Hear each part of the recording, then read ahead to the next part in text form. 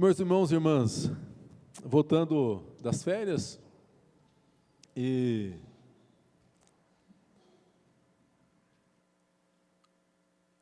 essas últimas 2 semanas, temos, assim, não sei você, mas fui impactado pelas últimas notícias que correm aqui no nosso país. Primeiro com a sobretaxa dos Estados Unidos impôs sobre o nosso país. E agora, no final de semana, o governo americano cancelando vistos de ministros. As relações do nosso país com os Estados Unidos estão estremecidas. Vivemos dias de ansiedade, incerteza. Talvez isso não afete você diretamente, pode afetar indiretamente situações que estão acontecendo e que esse mundo tá meio conturbado, não só aqui no Brasil, mas a gente vê assim, situações acontecendo no mundo todo. E nós podemos pensar, e agora? Onde que está Deus nisso tudo? E o Senhor então me levou a refletir numa passagem bíblica que eu espero que seja uma fonte de consolo e de fé para as nossas vidas, enquanto povo de Deus, enquanto homens e mulheres de Deus, diante desse cenário que nós estamos vivendo. Independente de quem esteja certo, de quem esteja errado, nós estamos vivendo momentos difíceis.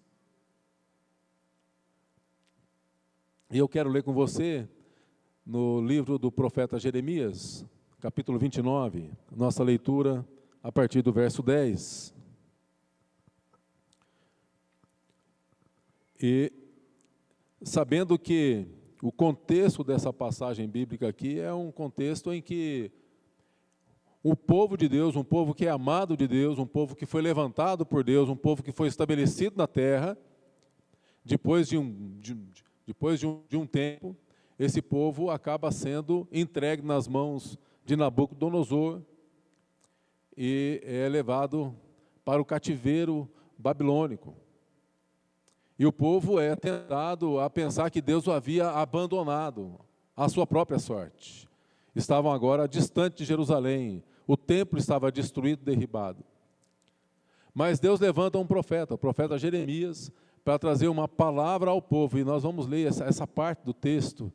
Assim diz o Senhor: logo que se cumprirem para a Babilônia 70 anos, atentarei para vós outros e cumprirei para convosco a minha boa palavra, tornando a trazer-vos para este lugar.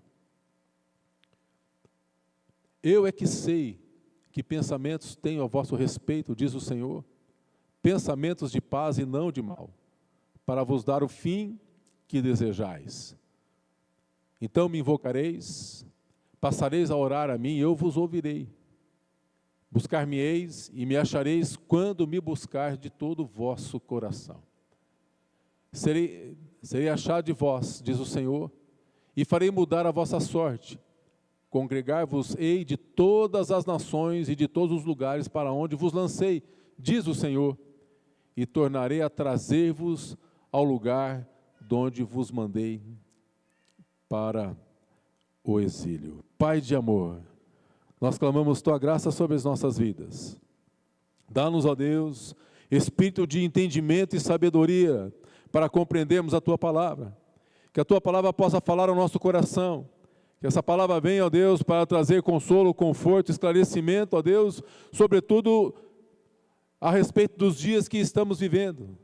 Que a Tua palavra venha trazer a paz ao coração da Tua igreja e ao coração do Teu povo, em nome do Senhor Jesus. Amém. Graças a Deus. Irmãos, você percebeu aqui que Deus mandou esse povo, permitiu que esse povo fosse para o exílio, ficando ali 70 anos, e fazendo uma rápida pesquisa, 70 anos aqui está relacionado com os anos sabáticos, em que a terra não havia descansado. Deus havia ordenado que a terra deveria descansar, trabalhar 6 anos, descansar 7 anos, era a consagração ao Senhor. O povo nunca obedeceu a Deus, percebe? O povo nunca obedeceu a Deus, a terra nunca havia descansado. E essa é uma das razões porque Deus permite que a nação vá para o cativeiro, que tudo aquilo seja destruído, para que a terra pudesse descansar 70 anos, porque durante séculos, aquela terra não havia encontrado descanso. Nós vemos isso no 2 Crônicas, coloca para a gente, acho que eu não anotei aí, 2 de Crônicas, 36, 20, essa é uma palavra que veio através do profeta Jeremias, 36, 20, acho que é isso mesmo, é 20, isso mesmo, 20, os que escaparam da espada, esses levou ele para a Babilônia, onde se tornaram seus servos e de seus filhos, até o tempo do reino da Pérsia, coloca o 21, para que se cumprisse a palavra do Senhor por boca de Jeremias, até que a terra se agradasse dos seus sábados, período sabático. O povo nunca havia obedecido a Deus. Então, Deus levanta esse homem, Jeremias, e ele diz aqui no verso 11, eu é que sei quais são os pensamentos que tenho a vosso respeito. Pensamentos de paz, não de mal. Essa, irmãos, é uma palavra cheia de conforto para o nosso coração. Como é bom ouvir acerca do que Deus pensa a nosso respeito, que nós somos o povo de Deus, amém? Você e eu fazemos parte desse povo de Deus. E que bom nós ouvirmos que os planos de Deus a nosso respeito são planos de bênção, de paz. E essa foi a mensagem que no meio de todo aquele caos, no meio de toda aquela crise, no meio de toda aquela confusão e aquele conflito, é a mensagem que Deus entregou ao profeta Jeremias, para passar adiante e para levar ao povo. E essa também é a mensagem que o Senhor Jesus entregou aos seus discípulos, para que fosse entregue a todas as nações e a todas as pessoas. Sabe o que isso significa? Que a igreja, ela é porta-voz da esperança que há no nome de Jesus Cristo. Que você e eu somos levantados por Deus, porque Deus escolheu essa casa, a igreja dele, para que aqui neste lugar se fizesse orações, para que nós fôssemos porta-voz da esperança do Rei da Glória. E nós somos, você e eu, que compomos a igreja de Cristo, somos isso. O contexto dessa passagem é esse. Uma carta, esse verso faz parte da carta que o profeta Jeremias escreve aos exilados da Babilônia. Muitos líderes, nobres, artesãos, pessoas da nobreza e da liderança que haviam sido levados para Jerusalém, estavam sofrendo, estavam confusos, esperando que haveria assim, que o retorno seria rápido. O povo de Deus havia sido levado para o cativeiro, distante de Jerusalém, não havia mais o templo, era um período de disciplina, um período difícil. E a palavra de Jeremias vem como uma palavra de esperança, como Deus dizendo, eu estou com vocês. Vocês não estão só. Mesmo nesse momento difícil que vocês estão passando, eu estou com vocês. Então, essa é a palavra que o Senhor ministrou ao meu coração, para esse momento em que o mundo todo está vivendo, e que a igreja está inserida, e esse momento que o próprio Brasil está vivendo, Deus está dizendo assim, eu estou com a igreja, eu estou com você, eu estou com o meu povo. Deus está conosco. E Deus entrega, e nós somos encarregados de levar uma mensagem de esperança para o povo. Então, somando a tudo isso que nós estamos vivendo, ainda tem questões relacionadas a temas da nossa fé. Enfim. E é num momento como esse que a igreja precisa se levantar como uma voz profética, uma voz que destoa daquilo que, desse cenário que nós estamos vivendo. E eu gostaria de destacar aqui no texto algumas coisas importantes para a nossa reflexão nessa manhã. Verso 11, Jeremias está dizendo assim: eu é que sei. Deus está dizendo, através do profeta, eu é que sei. Eu é que sei.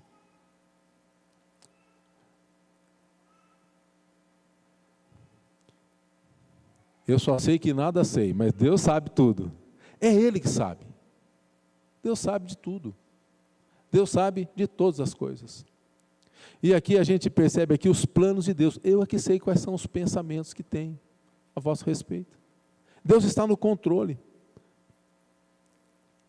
Ele tem planos para a sua vida e para a minha vida. Deus tem planos para a igreja. Às vezes a gente pergunta, por que Deus permite que a gente esteja passando por situações assim? Por que a igreja passou por situações assim? E fazendo se a gente faz uma retrospectiva da história da igreja, a gente vai ver que tudo concorreu para o bem, para o avanço da igreja, para que o evangelho atravessasse fronteiras e encontrasse corações dispostos a receber Jesus Cristo como Senhor e Salvador. Então, a Bíblia, ela revela que Deus tem planos para o seu povo e que tem planos para o ser humano todo, para a humanidade toda. Assim como nós sonhamos para os nossos filhos, cuidamos, alimentamos, damos a melhor instrução, na medida das posses nós damos a melhor educação. Deus também faz assim conosco, porque Ele é um Deus e é um Pai amoroso. Ele é um Pai generoso, que cuida dos seus filhos. Então nós precisamos refletir que a palavra de Deus, ela chega num momento difícil, num momento de desespero, num momento de pressão. Os dias eram incertos. E olha o que Deus diz para esse povo que está no cativeiro, que não tem o templo, que não está mais na sua terra, que está passando por um momento difícil. Talvez você esteja passando por um momento ruim, um momento difícil agora. Talvez você esteja passando por um momento financeiro difícil, talvez você esteja atravessando um momento de saúde, um problema de relacionamento com o filho, com o cônjuge, com amigos, no trabalho. Talvez você esteja passando por uma situação assim. Olha o que Deus levanta esse profeta para dizer àquele povo que estava passando por esse momento, em Jeremias 29, a partir do verso 4, que faz parte do contexto do nosso texto aqui. Olha lá.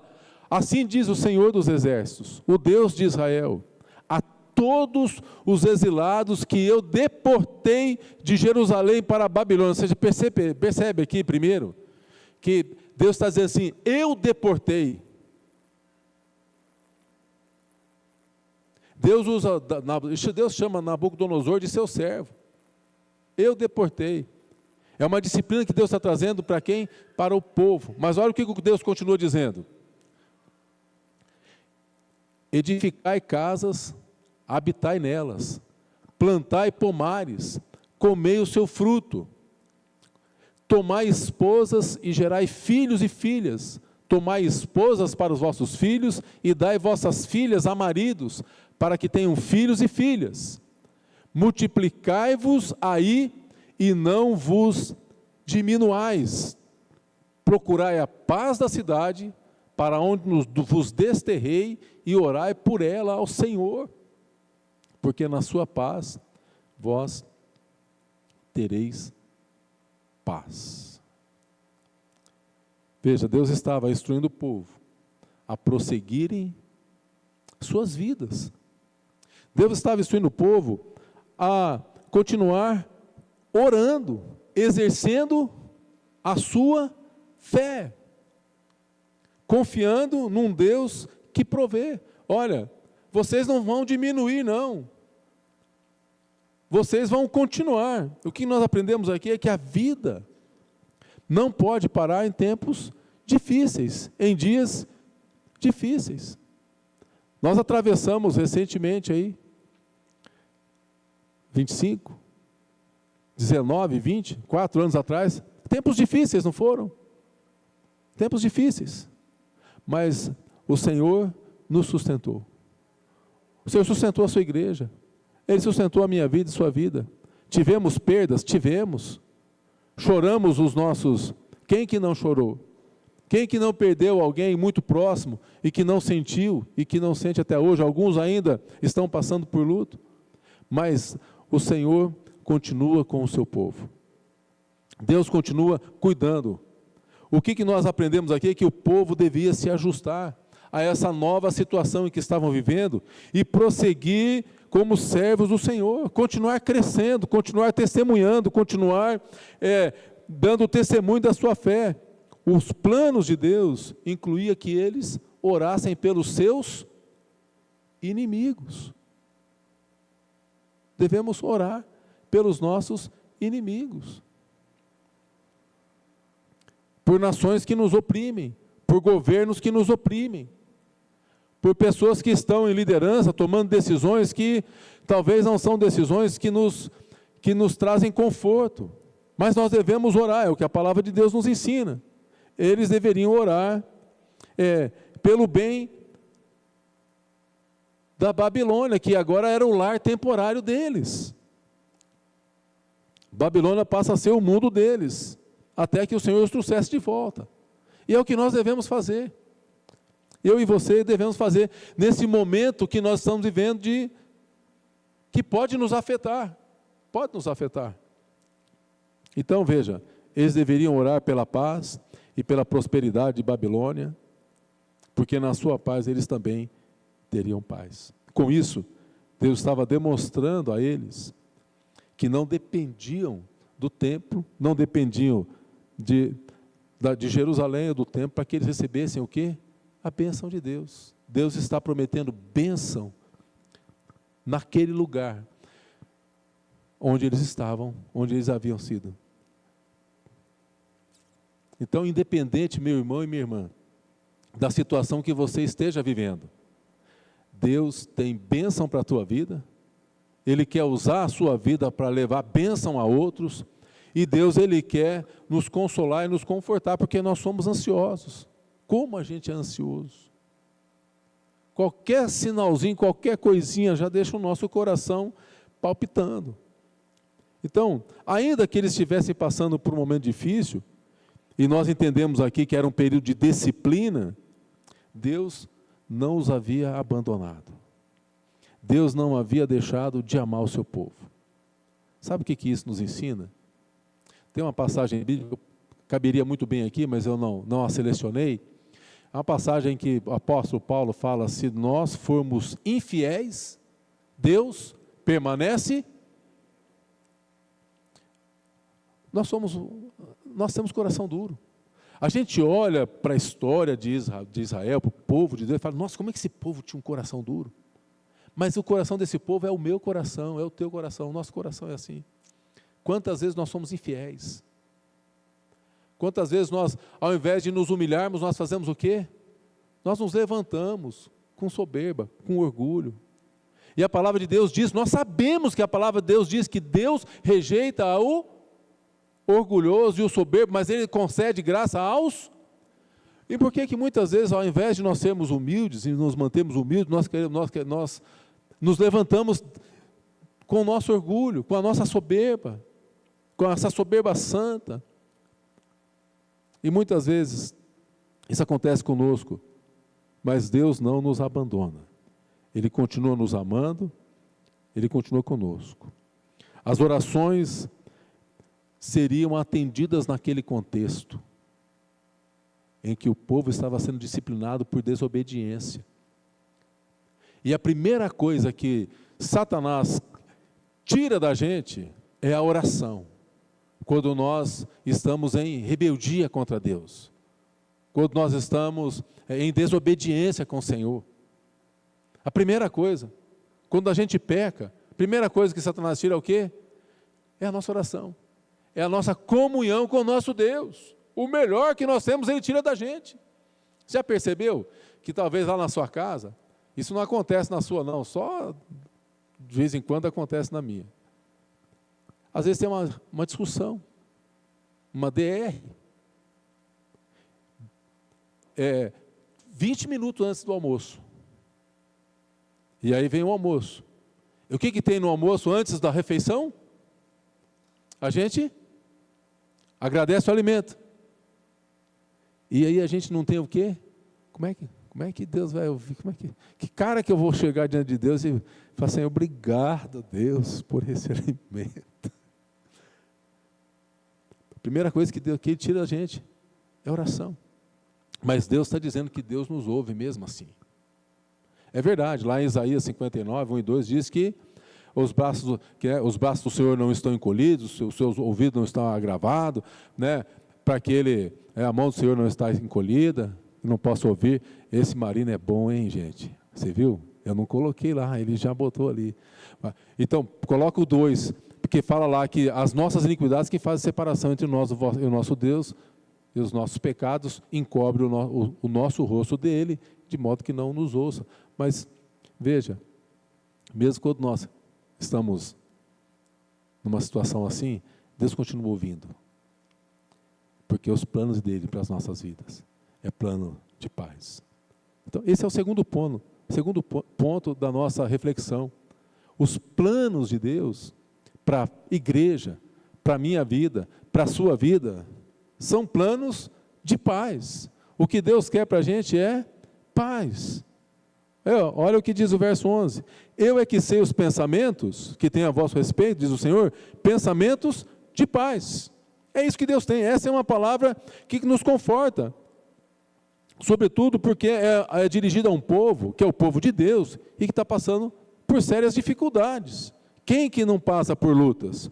Então essa é uma coisa que nós aprendemos aqui, é que independente do momento, da circunstância que estamos vivendo, que você está vivendo, Deus ele tem sempre planos de bênção e paz para a sua vida, para a minha vida. Deus não desistiu de você, Deus não desiste de você. Deus ama você, do jeito que você é, desse jeitinho que você é. Deus te ama, Ele te recebe, Ele te acolhe, Ele te disciplina porque te ama. Então é verdade que talvez você esteja vivendo no meio de um conflito maior do que as suas próprias forças possam suportar. E muitas vezes a gente sucumbe na nossa fé, não é verdade? Às vezes a gente faz isso. Mas uma coisa é certa, os planos de Deus para o seu povo continuam sendo planos de alegria, planos de salvação, planos de bênção, planos de prosperidade, planos de crescimento em todas as áreas, em todos os sentidos. Porque lá no meio do cativeiro, quando Deus começasse a conceder a bênção dele, aquilo serviria do quê? De testemunho. E algumas pessoas se sobressaem no cativeiro, não é? Daniel, lançado na cova dos leões. Daniel, que foi o quê? Primeiro-ministro. Daniel foi tudo naquele reino. E o Sadraque, Mesaque e Abednego, que é o Misaías, Azarias e qual que é o outro nome mesmo? Foi trocado o nome deles, né? Foram lançados na fornalha de fogo.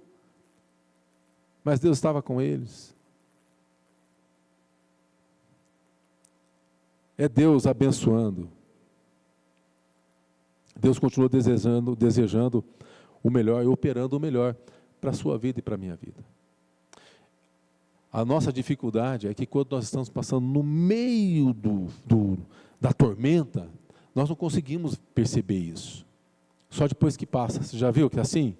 Quando você olha no retrovisor da vida, assim, é retrovisor da vida, né? Quando você faz uma retrospectiva, aí você vai ver, nossa, como que Deus cuidou de mim, e naquele tempo eu achava que aquilo ia ser aquilo eu não ia superar. Mas como que Deus cuidou? Como é que eu estou bem hoje? E Deus tem cuidado. A gente percebe isso. E atualmente nós estamos vivendo guerras, né? Conflitos. E aí a questão, sabe qual que é a maior dificuldade? O maior problema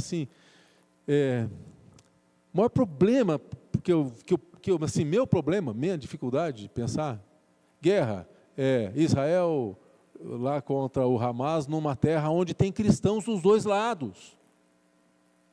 Rússia e Ucrânia, tem cristãos dos dois lados.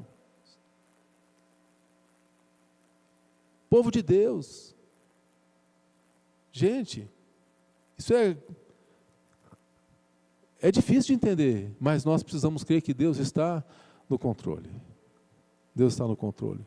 Não podemos jamais perder de vista a revelação de um Deus que é um Deus amoroso, que é um Deus que está no controle e que cuida, e que deseja a paz. Quem quer guerra somos nós, né? O ser humano quer guerra.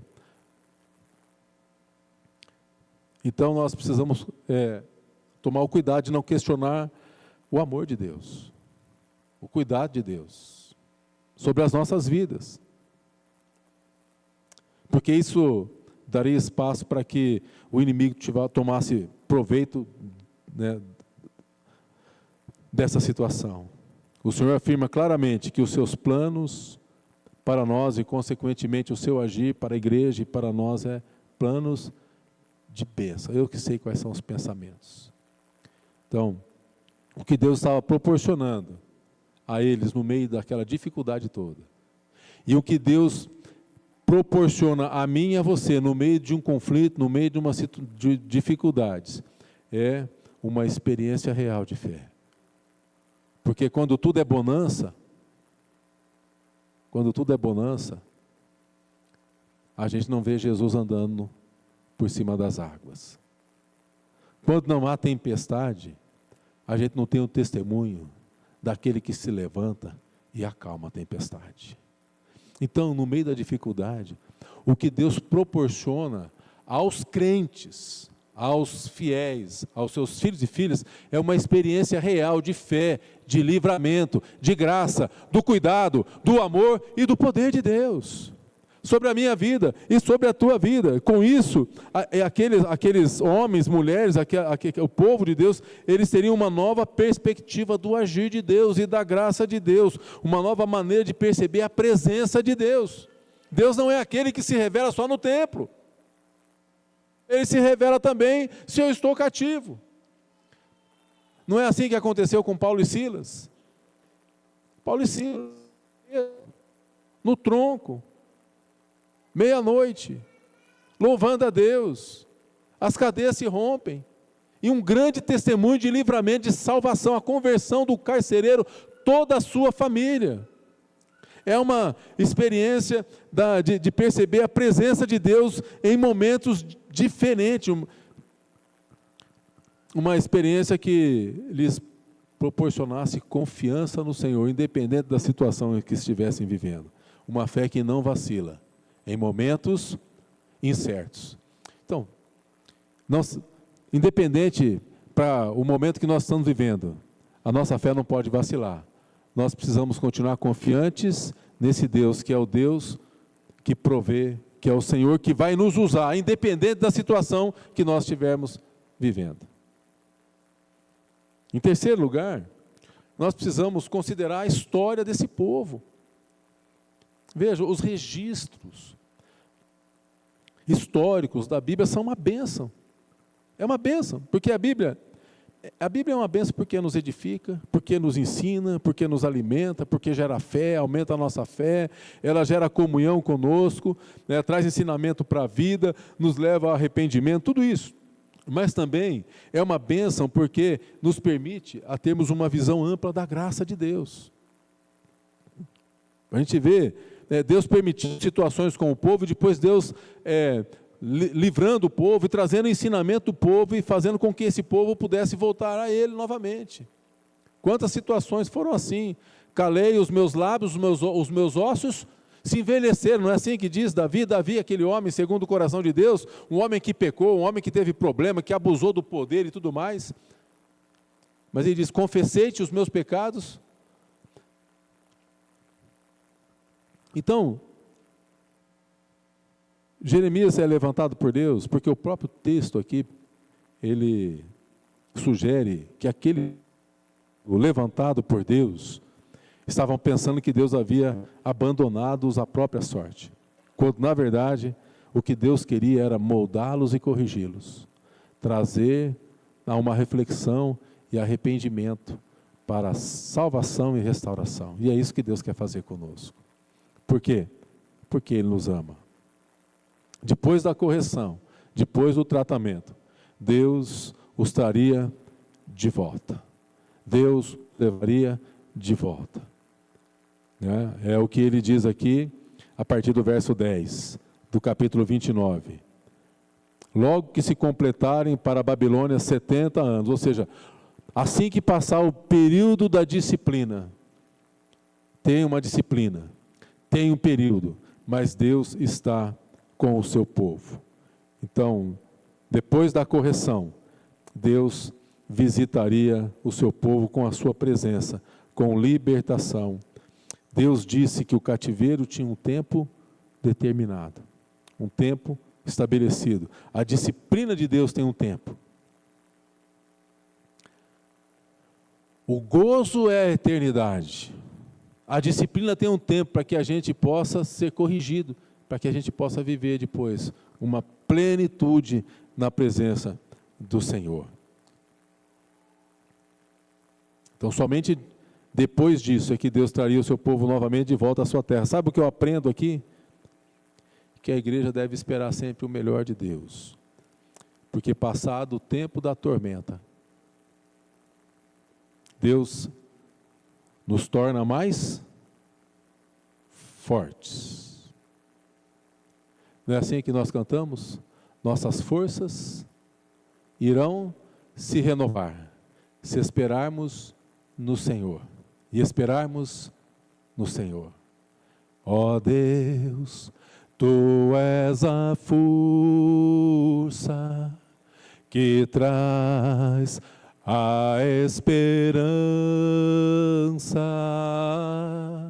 pois só Tu és o eterno Deus, Tu és o eterno Deus, que nunca irá deixar Teus filhos.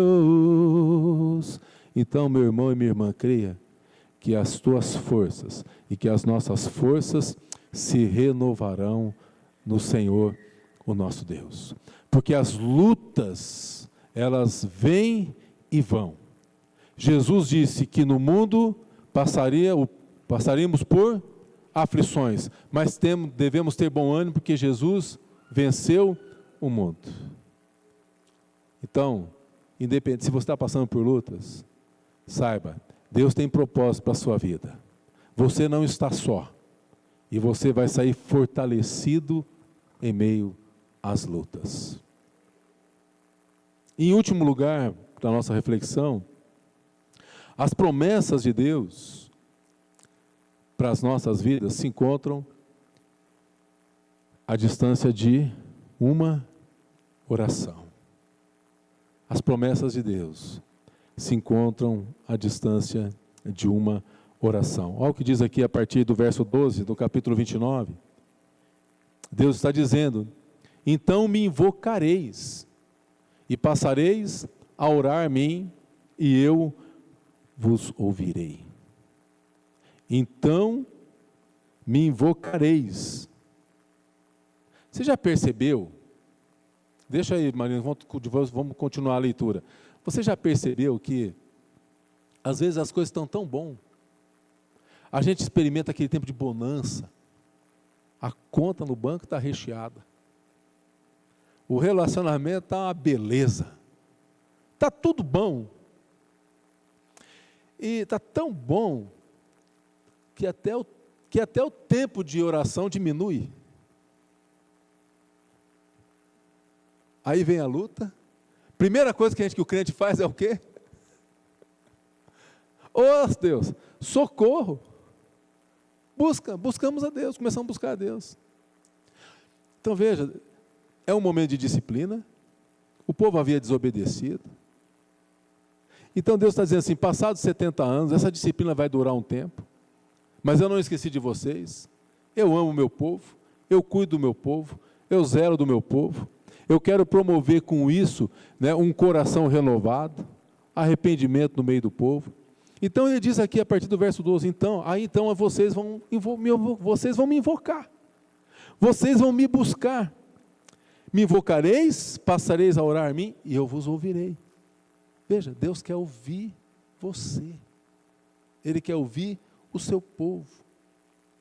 Verso 13, buscar-me-eis, e me achareis quando me buscar de todo o vosso coração, e serei achado de vós, diz o Senhor. Então, o momento era difícil. Parecia que Deus talvez não se importasse. Deus, porém, enfatiza que o que ele intentava para o povo era bem, o bem do povo. E mesmo com a disciplina, Deus queria abençoá-los e queria ouvir o seu povo. Às vezes parece que o Senhor já não responde às nossas orações, muitas vezes. Parece que Ele se esqueceu da gente, quando na verdade apenas parece. É que nem o Denoreco, parece, mas não é. Deus, Ele quer o bem do seu povo. Me invocareis. Sabe o que eu aprendo aqui? Que Deus quer ser achado de nós. Que às vezes parece que Deus brinca de esconde-esconde com a gente. Porque Ele quer ser achado. A gente é que muitas vezes, Deus quer brincar com a gente é que não quer brincar com Deus às vezes. E Ele nos desafia a buscá-lo em oração. E buscá-lo de todo o coração. Por quê? Porque Ele nos ama profundamente. O amor de Deus é profundo. É lógico que, mesmo no seu amor, muitas vezes a correção é necessária. Mesmo quando Ele nos julga, na verdade é para nos levar ao arrependimento. Porque Ele quer o nosso bem. Por isso, na luta, meu irmão e minha irmã, está passando pela prova, jamais questione o amor e o cuidado de Deus pela sua vida. Porque a prova, nós não queremos prova, não gostamos de provação. Quem gosta de provação, levanta a mão, vamos ver. Ninguém gosta de provação, mas a prova é necessária. Primeiro, porque a prova vem de Deus. É Deus que provê provação para mim e para a sua vida. A provação vem de Deus. A aprovação vem para que a gente possa experimentar crescimento e fortalecimento. É importante. A aprovação vem para que a gente possa crescer na fé e no conhecimento e experimentar o agir, o poder e o mover de Deus sobre o seu povo, sobre a minha vida, sobre a sua vida. Então, em toda e qualquer situação que você e eu estivermos vivendo, devemos nos lembrar de que o amor de Deus por nós é maior. Quando não entendemos, devemos continuar confiando no Senhor, porque Ele nos ama. Então veja, por que estou dizendo isso? Porque a igreja não cessou de orar. Como igreja, nós temos levantado e clamado por essa nação, temos clamado, temos orado, desde que começou a guerra lá na Ucrânia, temos orado, temos buscado a Deus. Mas será que Deus não está ouvindo? Não, Deus está ouvindo. Talvez haja um tempo. E certamente é algo que Deus quer nos ensinar com tudo isso. Então, para concluir, a palavra do Senhor, ela nos instiga, em vários momentos, a dizer que o Senhor é bom e que a sua misericórdia dura para sempre. Então essa é uma verdade que nós não podemos nos esquecer e que precisa estar incutido na nossa mente, no coração do povo de Deus, porque o Senhor é a própria expressão da bondade, como nós cantamos hoje aqui, né? Na bondade de Deus, Ele é a expressão, Ele é a própria expressão da bondade. Então nós, muitas vezes, não conseguiríamos enxergar Deus agindo apenas com os nossos olhos, senão com os olhos da fé. Para muitos cristãos, as provações, o tratamento, até mesmo a correção, muitas vezes não são vistos como cuidado do amor de Deus. No entanto, nós precisamos saber que Deus está no controle, que Ele deseja o meu bem, o teu bem. Foi Paulo quem escreveu aos Romanos dizendo que todas as coisas cooperam para o bem daqueles que amam ao Senhor, daqueles que são chamados segundo o seu propósito, porque nada foge do controle do nosso Deus. Portanto, o desafio é continuarmos andando em fidelidade, dando lugar para que o Espírito de Deus console e conforte o nosso coração. O salmista, eu concluo dizendo, Salmo 37, 3, 5 diz: confia no Senhor e faze o bem. Habita na terra e alimenta-te da verdade. Agrada-te do Senhor e Ele satisfará os desejos do teu coração. Entrega o teu caminho ao Senhor, confia nele e o mais Ele fará. Eu quero convidar você nessa manhã a entregar ao Senhor Jesus as lutas que você tem vivido, as batalhas que você tem batalhado, as suas dores, as suas preocupações. Eu quero convidar você a entregar ao Senhor Jesus as suas ansiedades, a sua família, o seu cônjuge, a sua vida, a sua luta diante do Senhor Jesus, porque é Ele que cuida de nós. Amém? Baixe a sua cabeça, vamos orar ao Senhor.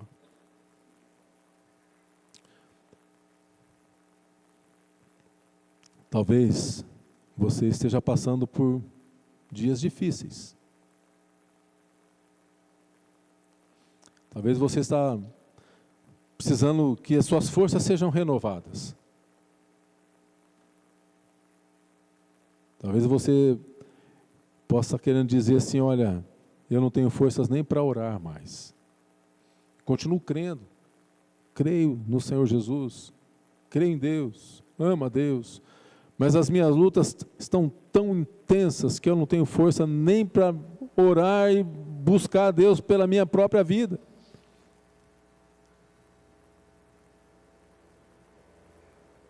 Eu quero convidar você a entregar as suas lutas, entregar a sua pequena fé ao Senhor, como diz aquele homem: Senhor, me ajuda na minha fé, me ajuda na pequenez da minha fé. É isso, que você possa sair daqui nesta manhã fortalecido no Senhor. Se você deseja fazer isso, fique em pé no teu lugar. Vamos orar ao Senhor, colocar as nossas vidas diante do Senhor. Ó Deus, nós nos levantamos, Pai, num gesto de que dependemos da Tua graça, dependemos do Senhor. Fortaleça o Teu povo, fortaleça a Tua igreja. No meio da luta, o Senhor é aquele que promete o escape. No meio da tormenta, o Senhor é aquele que vem para repreender a tempestade. Quando o barco está afundando, o Senhor é aquele que vem andando sobre as águas. Portanto, ó Deus, agora, sobre o Teu povo, fortaleça, renova a fé, fortaleça o ânimo do Teu povo, ó Deus, e que a Tua igreja e cada um dos Seus filhos e filhas possam experimentar, ó Deus, a manifestação da Tua presença, a fidelidade do Teu livramento sobre cada um dos Seus filhos e filhas, em nome do Senhor Jesus. Amém